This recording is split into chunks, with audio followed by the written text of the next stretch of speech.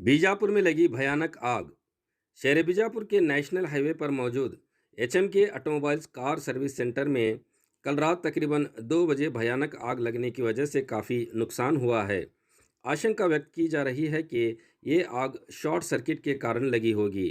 घटनास्थल पर fire brigade कर्मचारी पहुंचकर आग को काबू में कर लिया है।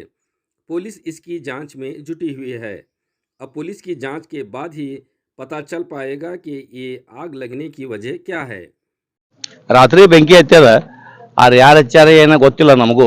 ಆರ್ ಹೆಂಗಾಗ್ಯದ ಏನು ಅಂತ ಇಲ್ಲಿ ಅಂತ ಅವ್ರು 10 ತನಕ ಇದ್ರು. 10 ನಂತರ ಹೋಗಿ 10 ನಂತರ ಏನಾಗ್ಯದ ಗೊತ್ತಿಲ್ಲ.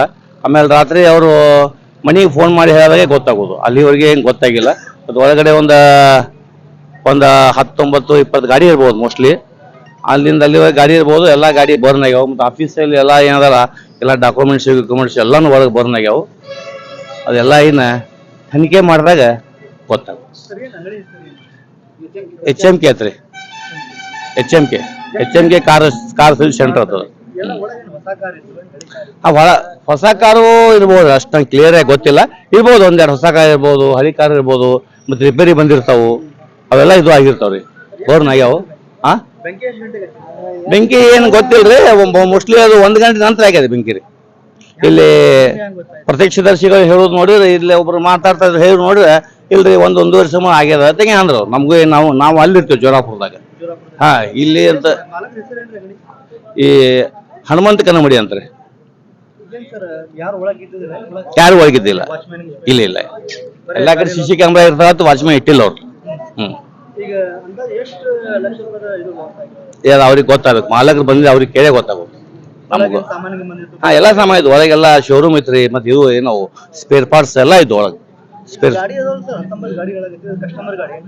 ಕಸ್ಟಮರ್ ಗಾಡಿ ಅದಾವ್ರಿ. ಕಂಪ್ಲೇಂಟ್ ಮಾಡ್ಯಾರ. ಕಂಪ್ಲೇಂಟ್ ಆಗ್ಯದ ಎಲ್ಲ. ರಾತ್ರಿ ಫೈರ್ ಫೈಟರ್ ಬಂದ್ ಕಿಸ್ ಆರಿಸಿ ಹೋಗ್ಯಾರ. ಏನ್ ಗೊತ್ತಿಲ್ರಿ ಸರ್, ನಮ್ಗೆ ಅಷ್ಟು ಕ್ಲಿಯರ್ ಆಗಿ ಗೊತ್ತಿಲ್ಲ. ನಾವು ಬೆಳಿಗ್ಗೆ ನಮ್ಗೆ 8 ಗಂಟೆಗೆ 8 ಗಂಟೆ ಬಂದಿದ್ರೆ ಗೊತ್ತಾಗ್ಯದ. ಹಾ, ಅವ್ರನ್ನ ಮಳೆ ಆಗ್ಬೇಕು. ಹಾ, ಕಂಪ್ಲೇಂಟ್ ಸ್ವಲ್ಪ ಇನ್ಶೂರೆನ್ಸ್ ಕೆಲಸ ಅದು ಹೋಗ್ಯಾರ. ಹಾ, ಅವ್ರಿ ಆಯ್ತು. ನನ್ನ ಹೆಸರು ರಾಮು ಜಾಧವ್ ಅಂತಾರೆ. ಅವರಿಗೆ ಜೈ ಭೀಮ್. ಇವತ್ತು ವಿಷಯ ಏನಪ್ಪಾ ಅಂದ್ರೆ, ಇಲ್ಲಿ ಬೆಂಗಳೂರು ಬೈಪಾಸ್ ಹತ್ರ ಇವತ್ತು car showroom, second hand showroom ಇದು ಸರ್ವಿಸಿಂಗ್ ಅಂತ ಮಾಡ್ತಾರ. ಇಲ್ಲಿ ಬೆಂಕಿ ಹತ್ತದ. ನಮ್ಮ ಅಕ್ಕರದ ಗಾಡಿನೂ ಒಂದು ಇಲ್ಲಿ ನಿನ್ನೆ ತಂದು ಹಚ್ಚಿವಿ ಸರ್ವಿಸಿಂಗ್ ಅಂತ ಹೇಳಿ, ಅದನ್ನು ಸುಟ್ಟದ. ಸುಟ್ಟಿದ ವಿಷಯಕ್ಕಾಗಿ ಮುಂಜಾನೆ 8:30 ಅಲ್ಲಿ ವೇಟ್ ಮಾಡ್ತಾ ಇದ್ದೇವೆ. ನಾವು ವೇಟ್ ಮಾಡ್ತಾ ಇದೀವಿ. ಅವ್ರಿಗೂ ಮಾಲಕರಿಗೂ ಆಗತ್ತ ಆಗ್ಯದ, ಬಟ್ ನಮಗೂ ಆಗತ್ತ ಆಗ್ಯದ. ಯಾಕಂದ್ರೆ ಬಡವರಿಗೆ ಏನ್ ಕಷ್ಟ ಅಂತ ಹೇಳಿ ನಮಗೆ ಗೊತ್ತಾ, ನಮ್ದು ಏನ್ ಕಷ್ಟ ಅದ ಅಂತ ಹೇಳಿ. ಪ್ರತಿಯೊಂದು ನಾವೇನ್ ಹೇಳುದಂತಂದ್ರ, ಅವ್ರಿಗೆ ಮಾಲಕರದಿರಿ, ನಿಮಗೂ ನುಕ್ಸಾನ್ ಆಗ್ಯದ, ನಮಗೂ ನುಕ್ಸಾನ್ ಆಗ್ಯದ. ನಾವು ಕಾರ್ ಗಾಡಿ ತಂದು ಹಚ್ಚಿವ ಅಂತ ಅಂದ ಬಳಕ ಕಸ್ಟಮರ್ಗೆ ಬಂದವ್ರಿಗೆ ಹೊಂದ್ಸೋದ್ ಕಲೀರಿ. ಒಂದೇ ನಿಮ್ಗೆ ಏನೂನೇ ಆಗಂಗಿಲ್ಲ ತಳಿ ಅವಕಾಶ ತಗೋರಿ. ಅರ್ಧ ತಾಸಿನಾಗ ಸಾಲ್ವ್ ಮಾಡ್ತೀನಿ ಅಂತಂದ್ರೆ ಅರ್ಧ ತಾಸಿನಾಗ ಸಾಲ್ವ್ ಆಗ್ಲಾರ್ದ ಕೆಲಸ ಇದು. ಅದು ಮಾಲಕರು ಹೊಂಟಾಗ ನಾವು ಕರೆದು ಕೇಳಿದಾಗ ಅರ್ಧ ತಾಸು ವೇಟ್ ಮಾಡ್ರಿ, ನಾ ಬಂದ್ ಮಾತಾಡ್ತೀನಿ ಅಂತ ಹೋದವ್ರು ಇನ್ನಾದ್ರೂ ಬಂದಿಲ್ಲ. ಅದಕ್ಕೆ ನಾವು ಇಲ್ಲಿ ಎಲ್ಲರಿಗೆ ಕೇಳಿದಾಗ, ನಾನು ಇದ್ರ ಸಂಬಂಧಪಟ್ಟವ್ರಲ್ಲ, ನನಗೂ ಈ ಶೋರೂಮ್ದು ಗೊತ್ತಿಲ್ಲ ಅಂತಂದಾಗ ನಮಗೆ ಸ್ವಲ್ಪ ಇದು ಆಗಿ ನಾವು ಪ್ರೆಸ್ದವ್ರಿಗೆ ಫೋನ್ ಹಚ್ಚಿ ಕರೆಸಿವಿ. ನಮಗೇನಪ್ಪಾ ಅಂದ್ರೆ, ನಮ್ಮ ಗಾಡಿ ಇಲ್ಲಿ ಒಳಗೆ ನಿಂತದ. ನಾವು ರಗಡ್ ಕಷ್ಟಪಟ್ಟು ಸಾಲ ಮಾಡಿ ಗಾಡಿ ತಗೊಂಡಾರ ನಮ್ಮ ಅಕ್ಕರು. ಎಲ್ಲರಿಗೆ ನಮ್ಮಂತವ್ರು ಎಷ್ಟು ಮಂದಿ ಗಾಡಿ ಬಿಟ್ಟಾರ, ಪ್ರತಿಯೊಬ್ಬರಿಗೂ ನ್ಯಾಯ ಸಿಗಬೇಕು. ಅವ್ರ ಗಾಡಿಗಳು ಅವ್ರಿಗೆ ಹೊಳೆ ಕೊಡಬೇಕು. ಕೆಲವೊಬ್ಬರ ಜೀವನನೇ ಅದ್ರ ಮೇಲೆ ಅದ, ಅವ್ರಿಗೆ ಜೀವನ ಕೊಡ್ಬೇಕು. ಆಮೇಲೆ ಇವ್ರ ಮಾಲಕರು ಏನದಾರಲ್ಲ, ಬಂದವ್ರಿಗೆ ಬಂಧಿಸ್ಬೇಕು. ಆಕ್ಚುಲಿ ನಾವಂದ್ರು ತಿರುಗಾಡಕತ್ತಾರ, ಅಲ್ಲಿ ಇನ್ಶೂರೆನ್ಸ್ ಆಫೀಸ್ ಕಂಪ್ಲೇಂಟ್ ಅದು ಇದು ಅಂತ ತಿರುಗಾಡದಾಗ ಮ್ಯಾನೇಜರ್ಗೆ ಹೇಳಿ, ಇಲ್ಲಿ ಯಾರು ಮ್ಯಾನೇಜ್ಮೆಂಟ್ ಮಾಡ್ತಾರ ಅವ್ರಿಗೆ ಹೇಳಿ, ಕಸ್ಟಮರ್ಗೆ ಬಂದವ್ರಿಗೆ ಹಿಂಗೈತಿ ಹಿಂಗಿಲ್ಲ ಒಂದಿನ ಅವಕಾಶ ತಗೊಂಡು ಹಿಂಗ್ ನಾವ್ ಎಲ್ಲಾ ಸಂಭಾಳಿಸ್ತೀವಿ ಮಾಡ್ತೀವಿ ಅಂತೇಳಿ, ಅದು ಬಂದವ್ರಿಗೆ ಕಸ್ಟಮರ್ಗೆ ಒಂದು ಕರ್ತವ್ಯ. ನಾ ಏನ್ ಹೇಳೋದಂದ್ರೆ ಕನ್ವಿನ್ಸ್ ಮಾಡಂತೇಳಿ ಹೇಳಕ್ ನಾ ಇಷ್ಟಪಡ್ತೀನಿ. ಈಗ ಅವ್ರು ಸಡನ್ಲಾಗಿ ಅರ್ಧ ತಾಸಿನಾಗ ಬರ್ತೀನಿ ಅಂತೇಳಿ ಹೋದಾಗ ನಾವು ಯಾರಿಗೆ ಕೇಳ್ಬೇಕಿಲ್ಲಿ? ನಾವು ಸ್ಟೇಷನ್ಗೆ ಹೋಗ್ಬೇಕನ್ನೋದು ಗೊತ್ತಾಗಲ್ಲಾಗ್ಯದ. ಇಲ್ಲಿ ಇವ್ರಿಗೆ ಮಾಲಕರಿಗೆ ಕೇಳ್ಬೇಕನ್ನೋದು ಗೊತ್ತಾಗಲ್ಲಾಗ್ಯದ. ಇದ್ರ ಮಾಲಕರು ಯಾರು ಅನ್ನೋದನ್ನು ನಮಗ್ ಗೊತ್ತಾಗಲ್ಲಾಗ್ಯದ. ನಮಗೆಲ್ಲ ಕನ್ಫ್ಯೂಸ್. ಯಾಕಂದ್ರೆ ನಮ್ಮ ಮನ್ಯಾಗ ಗಂಡ್ಮಕ್ಳು, ನಮ್ಮ ಅಣ್ಣಗಳು ಬರ್ತಾರ, ನಮ್ಮ ಅಣ್ಣತಮ್ಮರು ಎಲ್ಲರೂ ಬರ್ತಾರ. ಬಟ್ ಇವರೇ ಮಾಲಕರು, ಇವರೇ ಇಲ್ಲ ಅನ್ನೋದು, ಯಾರೂನೇ ಅವ್ರು ಇಲ್ಲ ಅಂತ ಅಂದ್ಬಿಡಕ್ ನಮ್ಮ ಅಣ್ಣದಾರ ಯಾರಿಗೆ ಕೂನ ಹಿಡಿಬೇಕು? ಅವ್ರು ಯಾರೇ ಇರ್ಲಕ್ಕ, ನಮ್ಮಂತವ್ರು ಯಾರೇ ಬಂದ್ರು ಬಿ ಅವ್ರಿಗೆ ಸರಿಯಾಗಿ ಸ್ಪಂದಿಸತ್ತೇಳಿ ನಾ ಕೇಳ್ಕೊಳಕ್ ಇದು ಮಾಡ್ತೀನಿ. ದಯವಿಟ್ಟು ಎಲ್ಲರಿಗೂ ಏನ್ ಅನ್ಯಾಯ ಆಗ್ಯದ, ಅವ್ರಿಗೂ ಅನ್ಯಾಯ ಆಗ್ಯದ. ಆಕ್ಚುಲಿ ಅವ್ರು ಮಾಡಿದ ತಪ್ಪೇನಂದ್ರೆ, ಇಟ್ಟೆಲ್ಲ ರೋಡಿಗೆ ಶೋರೂಮ್ ಇಟ್ಟಾರ, ಇಟ್ಟೆಲ್ಲ ಮಾಡ್ತಾರಂದ್ರೆ ವಾಚ್ಮೆನ್ ಇಡ್ಬೇಕಾಗಿತ್ತು. ಅವ್ರು CC ಕ್ಯಾಮ್ರಾದಿಂದ ಯಾವುದೇ ರೀತಿ ಸೆಕ್ಯೂರಿಟಿ ಸಿಗಂಗಿಲ್ಲ.